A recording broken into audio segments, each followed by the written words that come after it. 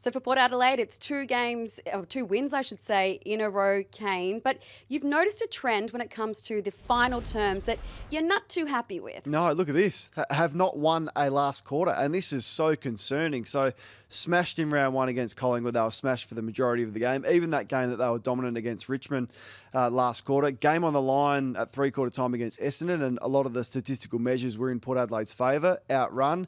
The St Kilda game, outrun. Hawthorn last week, even though it was a dominant performance, and then Sydney was the same today. So that would be of real concern for Ken Hinkley, and I hope they drill down on that pretty quickly. There was an ugly incident in the final term. It involved Olle and a Swans patron. Now, this incident's being investigated by the AFL, the police and the Swans. We can see there that this patron appears to throw a clapper of some sorts in Olle's direction. Look, this is all under investigation, and I don't want to hang this Swan supporter out to dry because he looks to be quite young, Kane, but this is ugly. We don't like to see this kind of thing at the footy. No, and I think you summed it up, better than I can. He's clearly a young man who's made an error. By the look on the person's face, they looked as though they knew that straight away, but it doesn't excuse the behaviour, and you would think there should be a significant sanction either from the club, Sydney, or the AFL.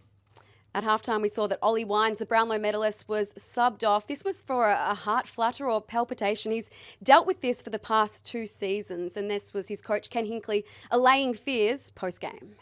Yeah, to the best of my knowledge, Olle, had a little another one of his little episodes on his heart, but which our doctors got well under control. So if that happens, he has had, in the past, a little procedure to look after that. Obviously, it come back a bit today. We have a good handle on it, but that doesn't mean we won't keep exploring what we need to do to support Olle through that. He's pretty comfortable in the rooms. You come back out on the bench.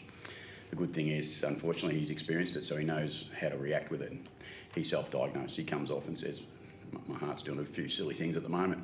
So sounds really bad. I don't mean to talk about someone's heart, but the reality is he's got a good handle on it. Our medical team got an incredibly good handle on it. So we feel safe enough around what's going on. So we'll protect Olle and make sure we do all the tests again this week.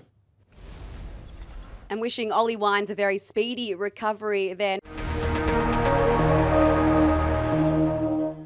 What's gambling really costing you? For free and confidential support, call the number on the screen or visit the website.